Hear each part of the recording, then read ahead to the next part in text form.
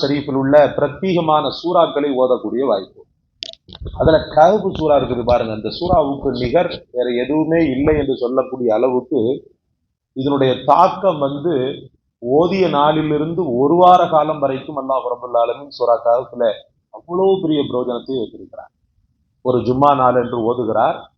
ஓதி அடுத்த ஜும்மா வருகின்ற வரைக்கும் அவரை சுற்றி 2 விதமான பாக்கியங்களை அல்லாஹ் அருளச்சிருக்கிறார்.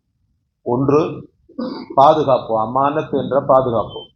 அந்த பாதுகாப்பை அல்லாஹ் தஆலா சுழட்டி சுழட்டி சுழட்டி விபத்துகளிலிருந்து பாதுகாக்கிறான், பெரும் நோய்களிலிருந்து பாதுகாக்கிறான், மரணத்திலிருந்து கூட பாதுகாக்கிறான். திடீர் மரணத்திலிருந்து கூட என்ன செய்கிறான்? பாதுகாக்கிறான். அதே போல இந்த சூறாக்க ஒளியை ஏற்படுத்துகிறது. ரசூல் ஸல்லல்லாஹு அலைஹி வஸல்லம் அவர்கள் சொன்னது போல வெள்ளிக்கிழமை நாளையில சூரா கஹ்ஃபை ஓதக்கூடியவருக்கு அல்லாஹ் ஒரு ஒளியை ஏற்படுத்துகிறான். அந்த ஒளி தொடர்ந்து எந்த அளவுக்கு ஆகிறது என்றால் வார வாரம் இவர் ஓத ஓத அந்த ஒளி இவன் மரணத்திற்கு பிறகு கபரின் ஒளியாக மாறுகிறது. கபருடைய வாழ்க்கையில கடுமையான இருட்டு உங்களுக்கு தெரியும். நினைத்து பார்த்தாலே மனம் பகீர் என்று திகிலடிக்கக்கூடிய கபருடைய வாழ்க்கை. அந்த கபருடைய வாழ்க்கையில ஒருத்தர் தனக்கு ஒரு பெரிய அளவுக்கு ஆக்சினிட்டி வேணும், ஒளி வேணும்னு சொல்லி நினைத்தாருன்னு சொன்னா வெள்ளிக்கிழமை எதை மறக்கிறாரோ மறக்கலையோ சூரா கஹ்ஃப் ஓதுவதை மறக்கக்கூடாது. இந்த சூரா கஹ்ஃப் என்ன செய்கிறது? கபருக்கு பிறகும் தொடர்கிறது. கபருக்கு பிறகு என்ன? நீதி விசாரணைக்காக நிறுத்தப்படக்கூடிய மஹ்ஷருடைய பெருவழி. மஹ்ஷருடைய பெருவழின்னு சொன்னா இந்த வெயிலை நம்மளால் தாங்கிக் கொள்ள முடியவில்லை நோன்பாளிகளுக்கு. இந்த வெயிலை விட கடும் கொடும் வெயில் செப்புத்தரையாக காட்சி தரும் என்று சொல்லப்படுகிறது. சூரிய வெப்ப கதிர்கள் ஒரு ஜான் அளவுக்கு, தலையில் ஒரு ஜான் அளவுக்கு அவ்வளவு சமீபமாக ஆகி, அப்படி நீங்க கேட்கலாம் எப்படி மனிதன் வாழ முடியும்னு சொல்லி. வாழ வைப்பான். ஏன்னா மறுமை நாள்ல ஒரு பாவியினுடைய தோலின் தடிமன் உகது மலை அளவுக்கு கடினமாக இருக்கும் என்று சொல்லப்படுகிறது. உகது மலை அளவுக்கு அவன் மாறிடுறான் அவனுடைய உடல் பரிணாமம்னு. அதனால இந்த வெப்பத்தை எதிர்கொள்ளக்கூடிய உடம்ப முதல்ல ஆக்குறான், சித்திரவதையை அதிகப்படுத்தணும் அப்படின்றதுக்காக. ஏன்னா இந்த உடம்பு அப்படியே பஸ்பமா போயிடும். இது ரொம்ப மென்மையான தோல். அந்த தோல் தனியாக பொருத்தப்படுகிறது.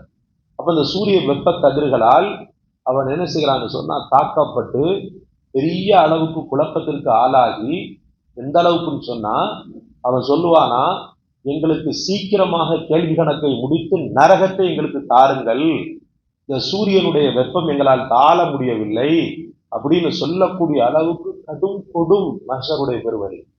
இந்த மஹ்ஷருடைய பெருவழியில ஒரு தாய் போல நம்மளை பாதுகாத்து சூறாக்காக. அதை நம்ம மறந்துட்டோம்.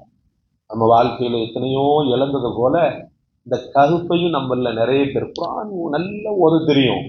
அப்படி ஓத தெரிந்த மக்கள் கூட என்ன செய்யறோம்? நம்ம வெள்ளிக்கிழமை சூரா கஹ்ஃபை ஓதுறது இல்லை. நமக்கு ஒரு பெரிய அளவுக்கு அது ஒரு முடையாக, ஒரு சோம்பேறித்தனமாக சூரா கஹ்ஃபை திறந்துட்டோம். சொல்றாங்க ரசூலுல்லாஹி ஸல்லல்லாஹு அலைஹி வஸல்லம், கியாமத் வரைக்கும் தொடரும். அந்த மஹ்ஷருடைய அந்த நேரத்திலும் அவனுக்கு ஒளியாக இருந்து, வா உன்னை நான் அழைத்துட்டு போறேன், வா. எங்க போகிறது?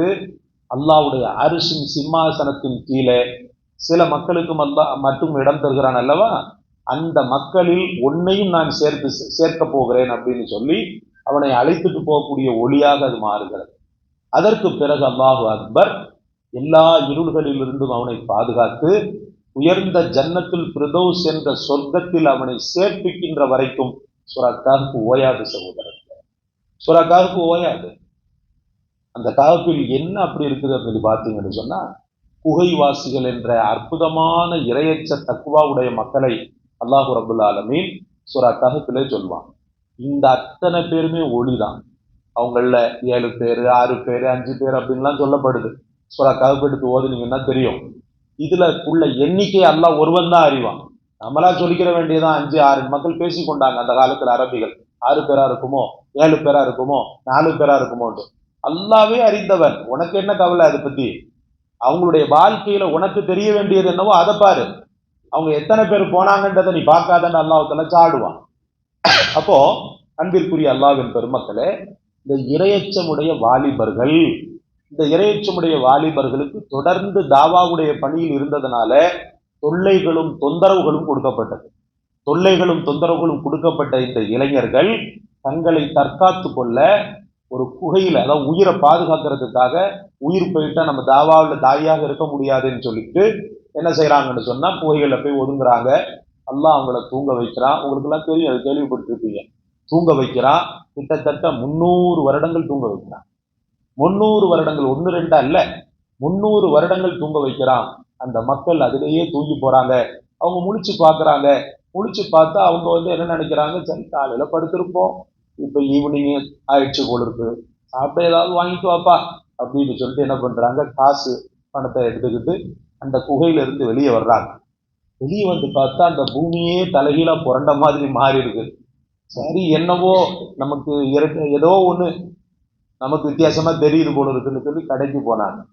அங்குள்ள கடைகள்ல போய் எங்களுக்கு ஜாமான் கொடுங்க அப்படின்னு கேட்ட உடனே அவங்களும் என்ன பண்றாங்கன்னு சொன்ன கொடுங்க, நாங்க காசு தாங்க கொடுக்குறோம். அந்த நாணயங்களை கொடுக்குறாங்க. அந்த நாணயங்கள் தங்க நாணயங்கள் பளிச்சிருக்கிறது.